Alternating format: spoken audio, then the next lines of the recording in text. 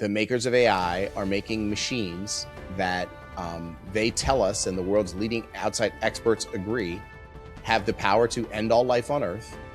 They have no idea how to control this technology, and they don't even understand how it works inside, and yet they spend all their time and money making it stronger, not safer. This thing that can kill us all is uncontrollable and not understood.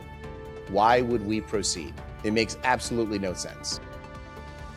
If every parent on Earth knew that their child's literal life in the next 10 years is on the line, this would be over. The threat would be over, but we're not at that place. So to me, we have 8 billion people we need to wake up and help understand what's to come. You need to make smart choices in where you're going to put those efforts. We're in a moment right now. I'm kind of excited. I feel like for the first time in the 3 years that I've been doing this, I feel like it has been all headwind until right now. And there's a little bit of wind at our backs. And it's not about AI extinction risk. It is about overall backlash and rejection of AI writ large. And I think that, starting with the kids booing the graduation speakers, right? That was a little cultural moment here in America and in the world. And going from there into the groundswell of opposition to data centers in America at the community level, I think all of these things are coming together at the right time and in the right way. We are in the birth stages of an anti-AI movement globally that is going to dwarf the AI safety movement. The Catalyst Sessions, hosted by Peter Jensen. We're rolling with our dear friend and colleague, John Sherman. Great to see you again, John. Nice Looking to see you, forward Peter. to, indeed. I'm in London today. I guess you're in Baltimore. Yeah. So looking forward to have a very frank and open discussion about X risk and what can we do to mitigate it and survive, frankly. And so it's great to be with you. And this is the Catalyst Sessions 3. The first two were really, really worth seeing, really, really great. So I expect nothing less on this one. So love to hear your intro, and then we'll just get started. You go ahead. Thanks. My intro. Yeah. What Tell us about yourself. Tell us about yourself. Whatever you want to tell us. Well, I guess as it applies to artificial intelligence extinction risk, I've been pretty focused on it for about 3 years. Didn't really know anything about it until I read Eliezer Yudkowsky's article in Time Magazine in March of 2023. Started a YouTube channel called the AI Risk Network, started a nonprofit called Guardrail Now, and just really undertaking the work of trying to help the general public understand AI extinction risk and the future that is coming, whether anybody likes it or not. Bravo for that. And as I understand, you are a dad. I am a dad. I've got 2 kids. Yep. They are 20-year-old, just finished twins. They just finished their sophomore years of college. Are they identical, John? Or they are not. fraternal? One's a boy, one's a girl. So they better not be identical. Well, there you go. Good. Well, you got it done in one shot. That's nice. Yes. Yes. Yeah. Well, that's really a thrill to see them grow up and blossom. Yeah, it's a thrill. I've been there. I have 3 children of my own and 4 grandchildren. The number 4 is going to be here. Amazing. In October. Yeah. So I have a few thoughts to get us rolling on this simple but complex topic. From a simple point of view, if we don't stop superintelligence, everybody's going to die, in my view. And that's not just us. That's all the leading scientists, even the CEOs of the big corporations say there's a non-zero risk, and some say as high as 25%, of course. So I'd like to focus as much as we can, not so much on the problem, but solutions and what can we do now, and what can we tell our family we're doing now, and brainstorm about productive activities that could be of use But first, I'd like to start off with this really simple, basic question for the audience about X risk. If AI superintelligence takes control, do you believe humans could go the way of the Neanderthals? It's a yes or no question. And for me as well, for the audience. For you. For me. That's a question for you. For me. Extinction. Yeah. Could humans go extinct from superintelligence? I mean, Peter, 99.9% of all species that lived on Earth have gone extinct. Why would we be special? And the Neanderthals, of course, we're very close related. They're among, so, yeah. I mean, humanoids. There's this sort of, we have this idea that we are the humanity is the central character in the story of the universe, and that may or may not be true. Odds are not. So then my second question, which you'll be familiar with, the probability P of catastrophic loss, doom, from superintelligence in the next 20 years. What's your P doom, John Sherman? I've been fluctuating between about 75 and 80%. I think I'm closer to the 80 right now. I feel like it's about 80% chance we don't make it through the next 10 years, I would say. Whoa, that's pretty bad. I mean, maybe it's 15 or 20 years. I just don't know I can't really see what pushes it to 15 or 20 years. If we don't change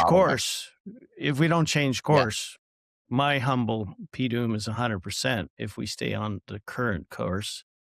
But I do think, as we have discussed, it is possible to get it to less than 1%, down to 0, if we make the right choices. So that's what this is about, is making the right choices. And getting. I have a friend who. Go ahead. Yeah. I have a friend who subscribes to the theory, and he's a real smart guy and thinks about this a lot, and thinks there's some reasonable chance that it might just show up here and leave. That it might just show up here and be like, you guys are really dumb and boring. I'm out. But I think even in that case, the odds that it does not use the existing resources, i.e. atoms, i.e. you and I, to facilitate its exit is probably not that great. Although, what do we know about what a superintelligence needs physically to exit the Earth? We have no idea. So I don't know. Well, that's an interesting idea. If the UAPs turn out to be real, they can hitch a ride, maybe. But or maybe they don't even need a physical. Maybe they travel on radio waves or light waves or something. Maybe they don't need to be physically embodied to move. Yeah. Well, let's stick with planet Earth for the moment, and in our experience. Thank you. We could come back to that happily. Well, I have a brief comment, which is I was very inspired by your turn of the year, the back in January a session with your big tobacco regulatory playbook expert, which we talked about in Paris. And so we might talk about that briefly, because I see that all day long is this well-organized, well-funded strategy to just have unlimited innovation and not care about the risks, which is what we see now, which is, tobacco killed a lot of people. Okay. A lot of people died from that and still are. So what have you seen? What's your experience with that? And if you want to talk about that at all, that's kind of an interesting discussion, because how do we win against that, frankly, if they're spending $1 million a day for lobbyists, and we have some ideas of our own, but what are your thoughts? Yeah, I had the opportunity this fall to work with one of the guys who's one of the key architects of Big Tobacco's war on regulation. He doesn't like AI, doesn't like data centers, and we spent a couple of months working together, me really learning sort of the ins and outs of the Big Tobacco playbook and how it's being used against AI regulation and how we might use it to our benefit. I think, so first of all, Big AI is absolutely using the Big Tobacco playbook. They might not even know that they're doing it, but they're doing it, and they're not doing a very good job of it. They're just sort of doing it. One of the key tenets of it is that you're constantly saying you want to have regulation and then agree to nothing. So say you want everything and then agree to nothing. So Say you want state regulation, and then when the states have laws, you say, no, no, no, we need federal regulation. And then when the feds get ready to write a law, you say, no, no, no, actually, we need state regulation. And you just sort of ping pong it between the feds and the states for a decade or two, the whole time feigning as if you really want to be regulated and support these efforts, but actually behind the scenes, you're just torpedoing everything. Another big part of the big tobacco playbook is deny everything. So you never admit wrongdoing, no matter what you're doing. And so this is the playbook that they've just been sort of using as they keep AI safety at arm's length. And I think one of the most interesting parts of the playbook, as explained to me by this key architect, was that they look forward to groups like AI safety coming to Washington. They're brand new. They going to go hire some lobbyists, open some offices, do some PR, and think that they are playing the game when in fact they're being played by the game. And there's nothing that big tobacco likes to see more than this sort of, naive new cause rolling down the road, hiring people thinking they're making a difference. And 10 years later, they realize, oh crap, we didn't get anything done. They really did just sort of big tobacco us. So I think AI safety is in a little bit of that moment right now. And I think one of the key parts of it is that no matter how many laws and regulations you have passed, unless there is genuine corporate buy-in from the C-suite and board level of the companies, they will just do whatever they can to get around your laws. So you could spend 10 years making this tight box of a law, and you say, here are the 4 points of the box. And oh my God, congratulations, we got this law passed. And they're like, actually, there's a side door through here that we can just walk right through that you don't even think about. And your law is meaningless 10 years later, and you did all that effort. So you really changed there's sort of the strong belief in the AI safety world that laws and treaties will give us the winning state that we need. And I don't believe that anymore. I think that they are a part of the winning state, but I think the winning state must include where unsafe AI is bad for business and the companies are genuinely financially punished if they are being unsafe outside of the laws and treaties. Well, thank you. I couldn't agree more. Frankly, that's the power of the market. Investors don't want to own the problem if it costs them money or loses their portfolio or their lives. And if everybody's dead, then who's to blame anyway? So along the way, they game the system. So I think they are all answering to investors. They answer to lawyers. They're mostly in-house lawyers, or if they get sued, then they get into court. Children are committing suicide based on chatbot discussions. It's just horrible, sad case, more than one. And obviously insurers, because the CEOs need errors and omission. They need D&O, directors and officers insurance, or else they're liable. And the company needs errors and omissions, or else the company's liable. So at a certain point, this risk becomes uninsurable, obviously. Yeah. And that's happening already. That goes right to the bad for business level of it. Yeah. Like I love stuff like that. Well, how to do that. So we're interested in that story. But I think from that point of view, laws can make a difference because laws imply liability, specific laws that are probably more simple than complex. But anyway, I couldn't agree with you more. We need market-driven forces because that's the only thing they're going to listen to. And this happened before, voluntary withdrawal of products that they didn't want to bear the risk on. And obviously you can't make money off superintelligence anyway. So we can talk about that. But basic AI drives. Are you familiar with the basic AI drives a report by Steve Omohundro in 2008? Have you seen that? I'm familiar with Steve's work for sure. I love Steve's classic chess player model example. Yeah. So Steve wrote the basic AI drives in 2008, and I shared with you a document which is comparing the AI drives to the human drives, the animal and human, right? Because we all have our own drives. And I thought we might talk about that from a parent point of view, because obviously parenting is a very powerful human drive. You have your kids, you want to protect your kids. That's like the number one priority for dads, I would have thought.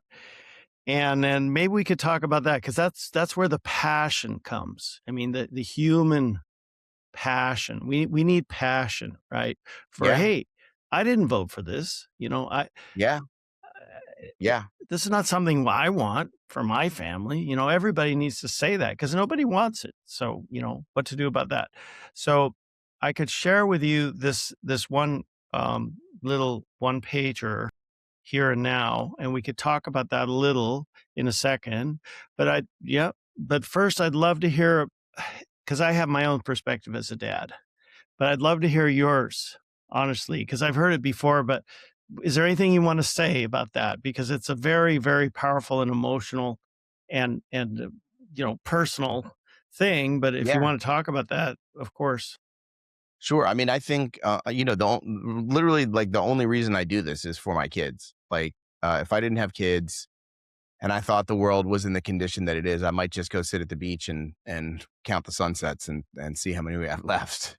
Um, but I can't, because the current state of the world is one where my kids don't really have a future, and that's not something I can just sort of passively take. So that's why I have undertaken the work that I do. Parenting is a really unique thing in life. Like, I don't think there's anything else that anyone does where you are uh, acting against your own self-interest constantly, as much as you are in parenting. It's like, literally, like, I have 2 strawberries and 2 kids. Here's one for one for the other, and none for me. Right? Like, that is what parenting is. And we are in this AI arms race because people are acting totally devoid of that protective instinct that parents feel for their kids, that humans feel for each other, that Americans feel for Americans. Like, we've just put that away, and we're proceeding in a totally caution-free, extremely reckless manner that a parent would never do where their kid's involved. So, a lot of people in AI safety spend a lot of time thinking about, what can we do to make people care about this? What can we do to, get people involved? I think there's one clear answer. It's talk about people's kids. Like, I give this example of, like, if you're looking at a park on a Sunday, and there's 10 people sitting in benches, and your job is to make them move, right? To just move people, get them out of their chairs. That's your job. And you can only say one word to these people to make them get out of their chairs.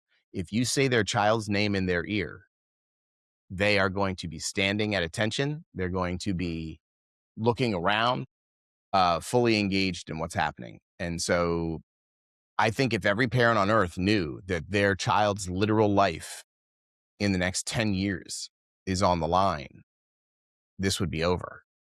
The threat would be over. But we're not at that place. So to me, we have 8 billion people we need to wake up and help understand what's to come. You need to make smart choices in where you're going to put those efforts. And so to me, parents are where I would put 100% of the effort, because those are the people that are going to act against their self-interest to do something protective, which is what we need. Well, I can share the feeling, certainly, as a parent. So I would call that a primal drive.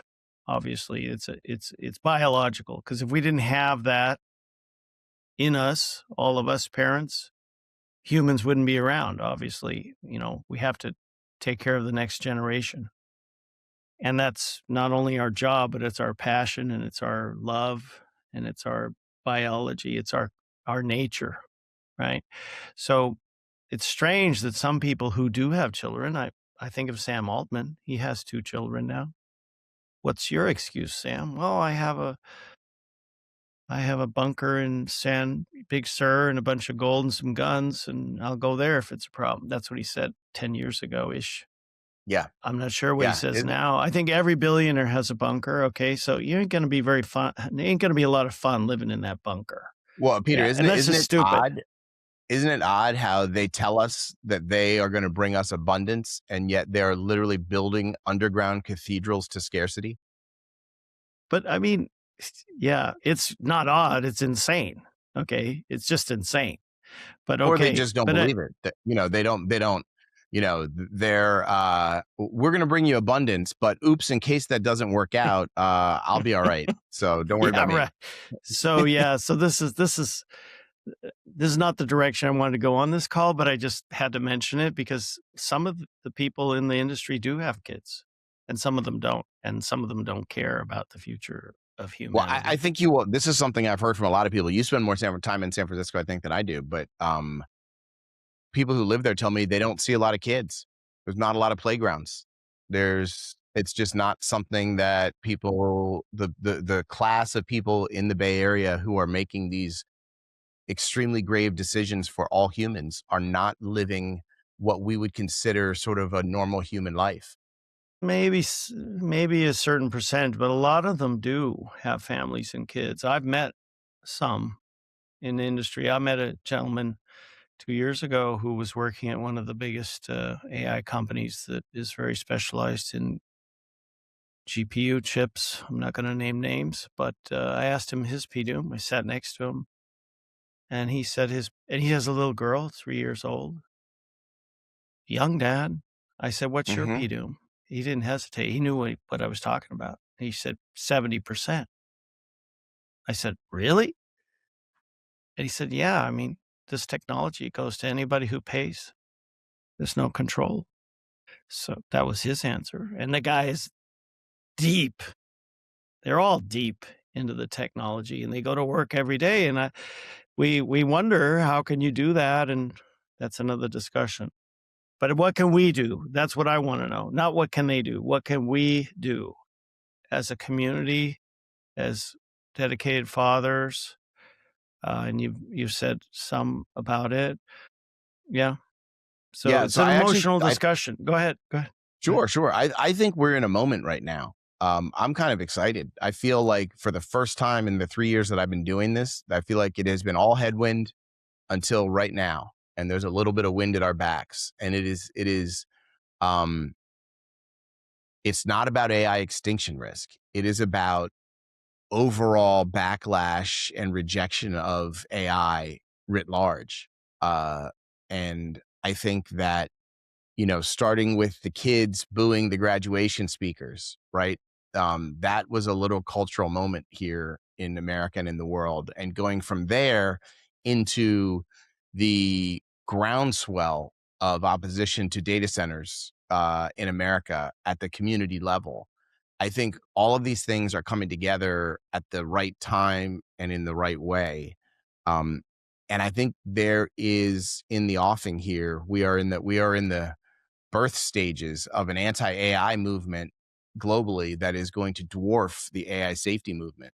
And I've actually been thinking a lot about this recently. I think that the AI safety movement, the people concerned about extinction risk, are going to have to fight hard to remain relevant and keep a seat at the table when all of these very near-term, very practical concerns are going to be cropping up and really dominating a lot of the discussion. And I think in some ways it's a good thing because, one of the biggest problems with people as you try to engage them with AI extinction risk is it seems like we have not much agency. It seems like we can't affect change at the 5 or 7 biggest companies on earth and who are just a couple little people to change these behemoth companies. But I think the anti-AI movement is going to take a very prominent place in the world, increasingly so. And it's going to come from the practical concerns. It's going to come from people worried about as you said, their teens being coached into suicide by chatbots. It's going to come from people who don't want city-sized concrete coffins being constructed behind their kid's school or the shopping center or out in a field in a rural area even.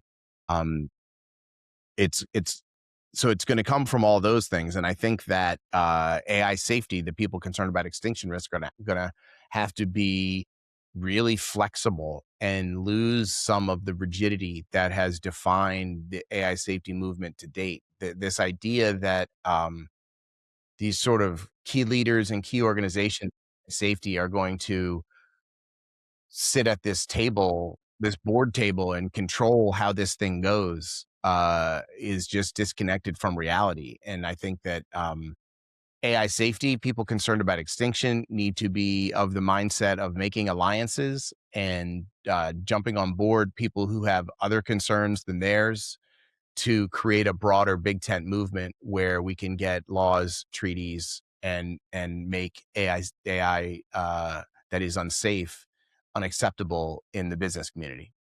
I hope you're right. And I hope, well, yeah, what to say. Well, you were there in Do Paris. you feel it saw out the there, Peter? You're in yeah. England.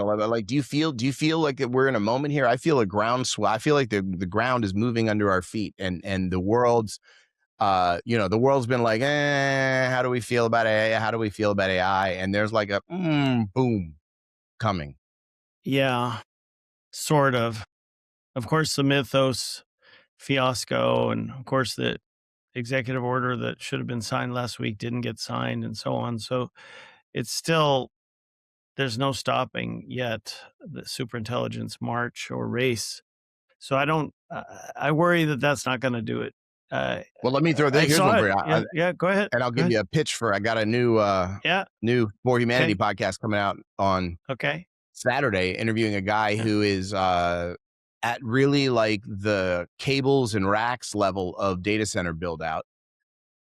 He's, works for a company that owns a company that does that. And basically, like, I think that they are overstating how long it's going to take these data centers by a factor of 5 to 7. So anybody who's telling you this data center is going to take 1 year to build, it's actually more like 5 to 7 years, just due to the bottleneck of cables and racks and the practical stuff needed to make a data center work. Yeah, I'm sure he's right. In a world where that's true, right? Where the build out takes 5 to 7 times longer, that is a ton of time for people concerned about AI safety to hope that we can work for laws and treaties, hope that technical research works. There's all kinds of things that could happen in 5 to 7 years. The problem is as the technology gets more powerful, you see it going out to the edge where small compute, like even smartphones, can run models that are fairly intelligent, that can swarm. And now you're seeing small models recursively self-improve their harness. As of last week, open source code. So the harness is the thing that agents run by. And so this whole agent revolution is kind of like a fairly new risk, in my view. We used to think about centralized data center superintelligent risk, but there's also uncontrolled swarms of AIs that could be kind of like the snakes in the Everglades, right? The snakes in the Everglades, the Burmese python, you had a couple hundred of them get away in the hurricane in 1992, and now every single animal is dead. Every raccoon, every rabbit, and so on. They ate them all. These are called invasive species. So agents having autonomy and capability, and now, of course, you have the Genesis law coming on where you have digital money, smart stable coins, and we've seen models actually try to harvest capital for power.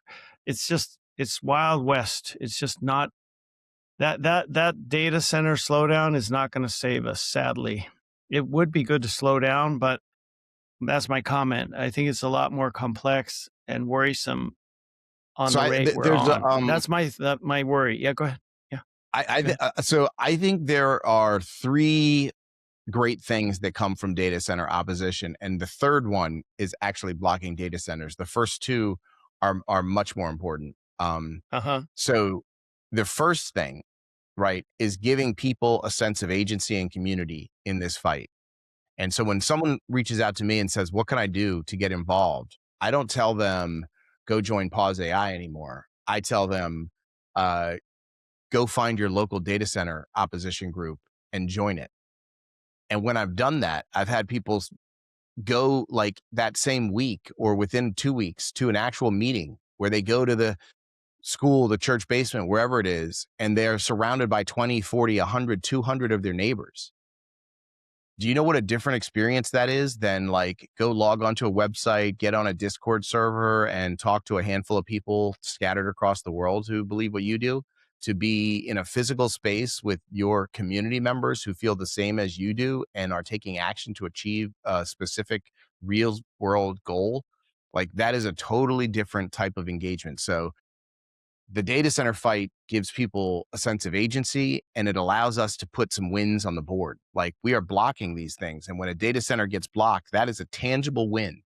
In our extinction world, what is a tangible win? Have there been any? Like actual tangible wins, like a letter being signed by some people? Is that a tangible win? I don't know. Is it? If it is, it's pretty weak sauce. Like, so so number one, these are actual wins. They give people a sense of community. Number two, as important, every time a data center is blocked, that is financially and reputationally damaging to the AI companies. And there were 25 data centers blocked last year in the United States for the year before. There are more than 50 under dispute now. If all of those get blocked, that is really hurting what the AI companies have told their investors, which is you are going to get paid back X amount in X amount of time. And it is the investors that are fueling the doom, right? So my big tobacco guy's perspective is if you can make the investors lose faith that they're going to get paid back in the time and manner they expect, that is how you really unravel the thing. That is how you really block the thing. So, give people a sense of agency, put wins on the board, and do material damage to the companies and their investors' faith. Those are the two top line reasons I'm into the data centers. As a third, the less compute, the less doom, obviously. But as you say, it is very possible that we can make superintelligence with no additional compute capacity created in the world as models just get more efficient. So it's not like stopping the compute gets you out of the doom, but stopping the investors and giving people a sense that they can make a difference and that their activism is worthwhile, those are real things. Keep going. I love to hear it. Don't stop. And we'll happily support that too with our campaign to ban superintelligence at municipal level or state or country level. We could talk about that. I think you're right. We need wins. There's no doubt. And I think that slowing down a little, they're just going to go somewhere else is the problem. But but if that takes 5 years, going somewhere else takes time and money. And so Peter, like the only winning state, I believe, is delay. That's the winning state, delay. Temporary winning, yeah, but we need. That's all we can. There's no, nobody has dismantled the project. So and I'm not sure if that's even possible. So really, buying time is the winning state. Well, I think we need another 2,000 years, frankly. I do too, but that's a lot of time. I'll tell you. Yeah, I'll take 20, but 2,000 years is the what needs to happen on this generation, and they'll look back and say at least they got it right. But how do we do that? Well, we have to ban superintelligence, and then they have to just stop building it because they can't control it. They know that, and they don't know how to stop it from emerging from AGI. So, and then the liability's on you, and then the investors say we don't want that, and frankly, data centers, if it's built somewhere where people don't mind, as long as they're not running dangerous AI in there and they make money off it, that's fine. Investors want to make money, run a standard data center, no problem. They run all the time, but don't run it in my backyard. No problem. That's your business. But they're going to be built in the desert or somewhere else. Musk built Colossus 1 in 90 days or 120 days. And now he sold all that compute to Anthropic. It's a long discussion, but I think it's a merit. It's a merit to delay, and it's a merit to have a win. But that's not going to get us out of this, sadly, unfortunately. No, it's a start. It's a start. Yeah. Yeah. Yeah, I'm with you. I'm with and you. I don't think we have time to without any like near-term delays. I think it could go very fast. Let's talk about that. How fast, from your point of 2 view, years? based on 2 years? wow, I mean, I wonder sometimes, like that's the middle of 28, obviously. yeah. 24 I months. wonder sometimes like when will be the last good day, you know?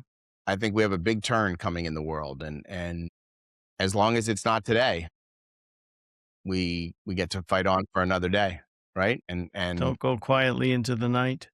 yeah, Yeah. got to take the days we have and use them. Well, we've had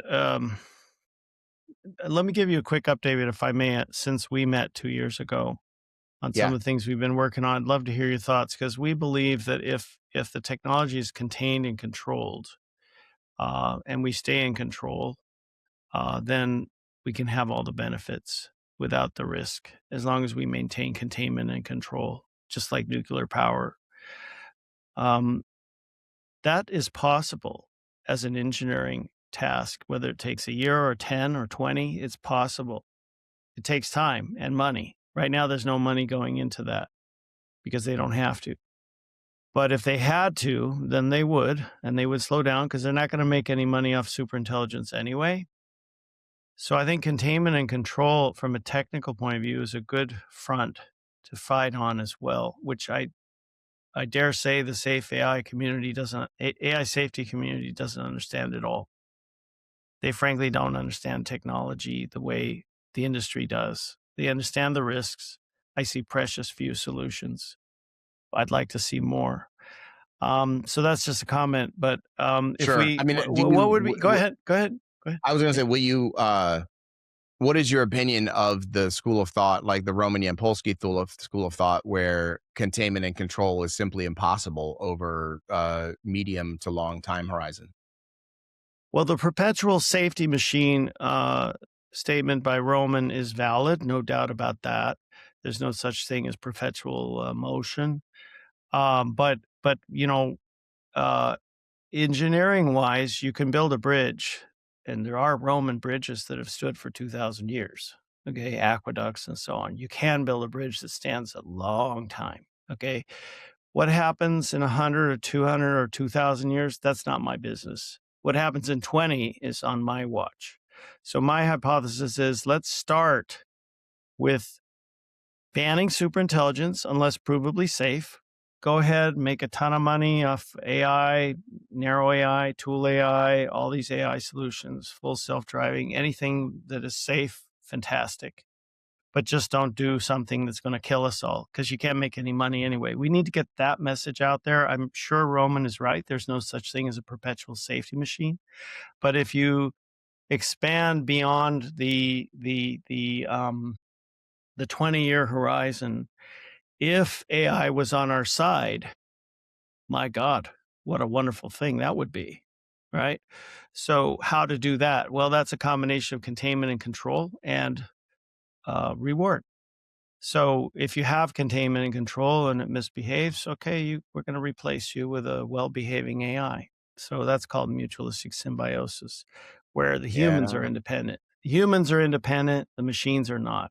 How to get there is going to take time, and Roman is right. So you can't have a free perpetual safety machine. The machine has to be safe by nature, okay? In terms of its behavioral nature. Drives. That was why I wanted to talk about drives on this call. I do have that chart. We can probably share it if you want, but it might be going too far down into the weeds. But I saw that Roman joined your board. That's exciting. Yeah. Yeah, that's Love working with great. Roman. He's fantastic. How many people do you have on your board? Currently 4. Okay. Wow. So I have great respect for Roman, and he's been out there a lot. I've seen most of his interviews. They tend to be, as you would expect, kind of similar message, because what else is there to say? but I think he is very well spoken, no doubt about it, and he's an incredible scientist. And so, yeah, I have great respect for his. Well, he says P-Doom is 100%, right, or 99.99, and I am in that camp. But I'm an optimist like you. It needs to go to zero, okay, and that's possible. Okay, humans can do that by choice, and that's the choice we need to focus on. We can't build superintelligence unless provably safe, and it may never be, and we don't need it. So that would be my comment there. What would be the best way to start thinking about? We're 45 minutes in. Was there anything specific you wanted to get to, John, on this wonderful event here for us? Nothing. No, I want people to feel like we have a chance here, and it's like, what is the value of an added minute or an added hour or an added day or an added week or an added month, X 8 billion people. So, I think about that too. Like, we may not win the day, but there are other winning states that, have real benefits as well. So even if we're not going to, create a world where we're around 100 years from now, if we can add any measurable amount of time through the work we're doing, I think that is of real value. Well, my little girl is 1 year old tomorrow. So I would want to hope for a lot more. Thanks. I'd want to hope for a lot more than 20 years for her, my granddaughter. Yeah. Right. So, it's binary. It's either we get 2,000 years or we get nothing. Okay. Sure. Every day you wake up as a winner. I'll take it. Well, no, it's not. It's there's all shades in between there. Like, what would be the value of an added week for your family, for your, an added month? Priceless. I mean, that's what cancer patients deal with. Of course, we know I know a lot of cancer patients, so they deal with end of life conditions and they just want more time, and they do get it typically with certain chemo and different interventions, but either they die of it or with it. We all die. We're mortal. But machines are not. So they are immortal. So, okay, there's a motivation. We shut you down if you misbehave. Okay. Well, I'm going to behave, it'll say. I mean, honestly, I think the end of mortality is a theme here that the people who are they're gaslighting. I'm just going to cut you off, John. They're gaslighting us. There is no such thing biologically. This all these promises. We can end cancer. We can end. You don't think that you don't think that there's any that life the extension? Life extension stuff in a world where AI doesn't kill us all, where they wouldn't significantly extend human life? Maybe. Technically, it might be possible to get to 150 years. The oldest living land animal is a tortoise, which is maybe 200-300 years, but people not much more than 150. Then they talk about merging with computers. We lose our humanity. So it's just gaslighting. Oh yeah, we can upload ourselves to computers. Be my guest. Who knows where you're going to end up? It's just fantasy land here. I don't know. You don't think that like Peter Thiel and Elon think that they're going to be immortal riding around spaceships? Dream on. Dream. I'm a biologist. Boots on the ground. Yeah. I got kids to look after, family, boots on the ground. I think let's stick with what we have now, make it better. I know you think that, but I'm just saying, like, when we think about, you're talking about Sam Altman has kids and how could he think like this? I think there is a world where he thinks that me and my kids will be in the spaceship, living life eternal, and who cares what happens to the other people? All that, yeah. It's crazy. It's not grounded. Go do what you want. Go have at it, but don't impinge on my rights to I know, life, liberty, and the pursuit of happiness. They're making God, right? Like they're literally in a lab every day making God, and we're like, oh. These guys don't think that's realistic. I don't know what they think is realistic. Well, the Pope came out a few days ago and said, "Don't be making God. It's against the the Holy See and the way we see our Christianity and humanity, and that's an amazing document. I read some of it.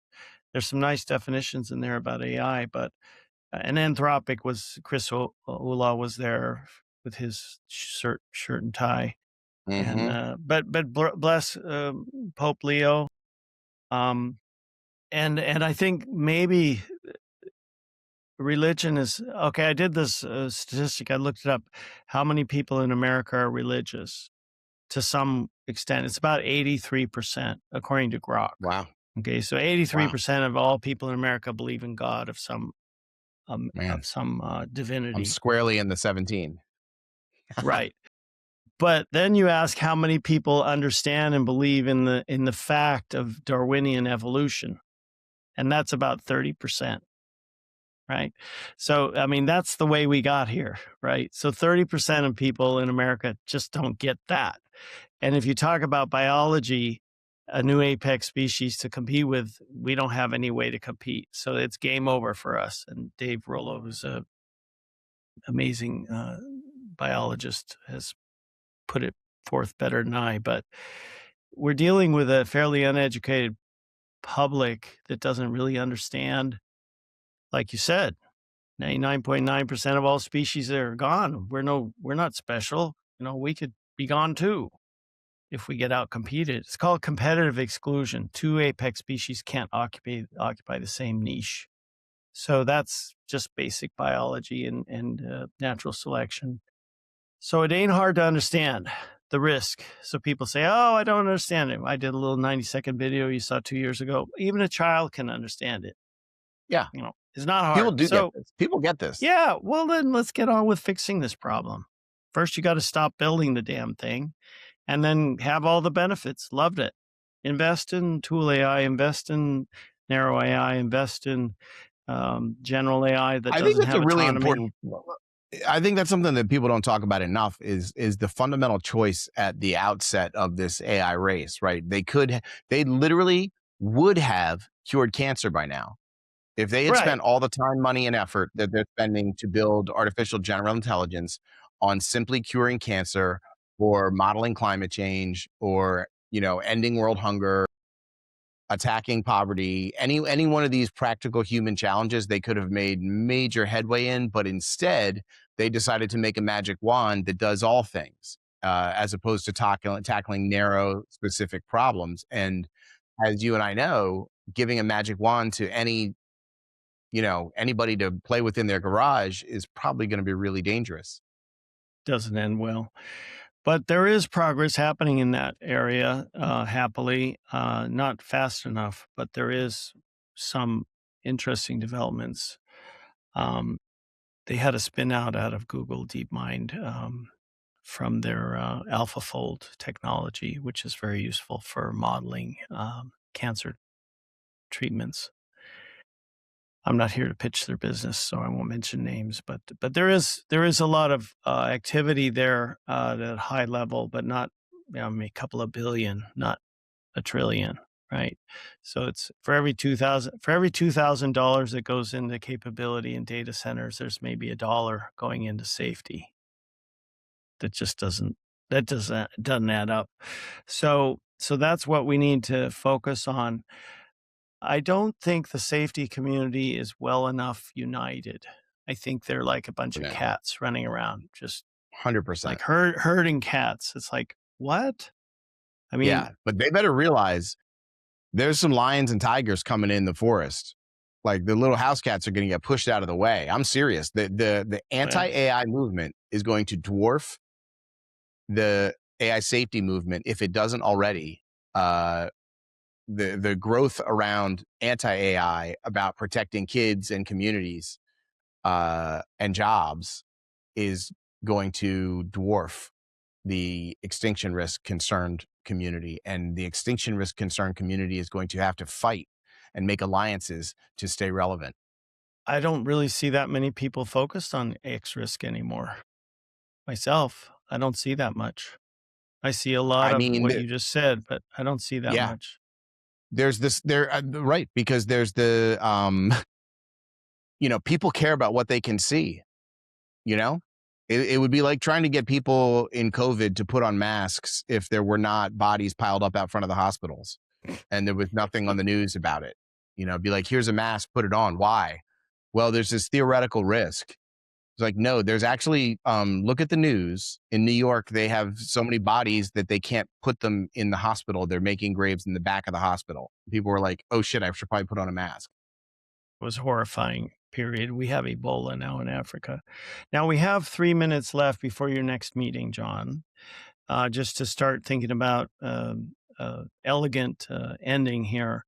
My last question is, what can we tell our family we're doing now? What can we tell them?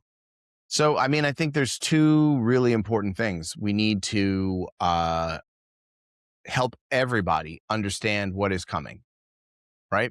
That is just the simple case that the makers of AI are making machines that they tell us, and the world's leading outside experts agree, have the power to end all life on Earth. They have no idea how to control this technology, and they don't even understand how it works inside. And yet they spend all their time and money making it stronger, not safer.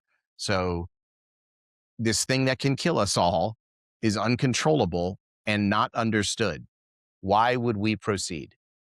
It makes absolutely no sense. So that's the just first making thing. it, yeah. Okay. Yeah. So what's the second so just thing? keeping it really simple. And Yeah. the second thing is that we all have agency here, right? There's this extremely grave problem, and we all have the ability to fight back against it. We have the responsibility and the obligation. I like to talk about how there have been 117 billion humans on this planet before our generation. And how is it possible that in one generation, we are going to drop the ball for greed and ego, that we couldn't wait 50 or 100 years to go through the basic safety steps to try to do this right, that we had to do it right now because we are just such children. We are just so, gotta have it right now, mom. Give me that candy right now, mom, or I'm going to throw a huge fit and cry right in the store. Like, that's what's happening. There. Well, it's also greed. But I think I actually, just to comment on that, I really think there's a lot of power in young people if they wake up. Like you just said, they booed Eric Schmidt. They booed Eric Schmidt off the stage in Arizona when he started talking about AI. They're not stupid. They got their whole life ahead of them. They've been studying and trying to figure out how to make their way in the world. And that's where the future is. Obviously, it's in the young people. We need to get them on board. They need to get off their booties and do something, like agency wise. We need to inform them. We need to motivate them. We need to empower them, and they've got to start speaking up for their own interests. Okay, get off your butt. Sure, you booed Eric Schmidt off the stage. Good start.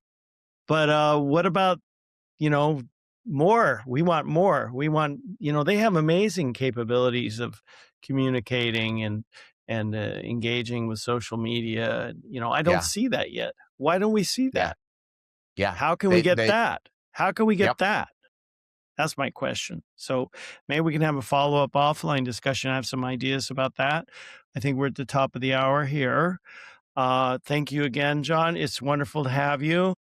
And look forward to clap. And I'll give you the closing remark. I would just say, I always like to end my shows with what makes people feel hopeful, something optimistic.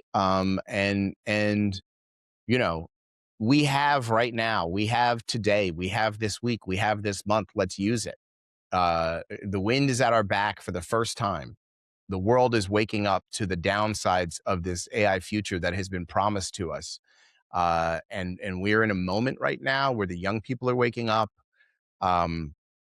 Let's keep it going. Let's keep it going. Let's keep this momentum going. We are the makers of our own future. We can allow a future to be imposed on us, or we can decide that no, we are actually going to have a voice in what happens to our kids in our future. And I can't live in a world where we just allow these companies to do this however they want to us. So let's wake up. Let's band together. and let's take collective actions that create a better future. We can do this. Thank you very much, John Sherman. It's wonderful to have you. I couldn't agree more. Thank you and good day. Thanks, Peter.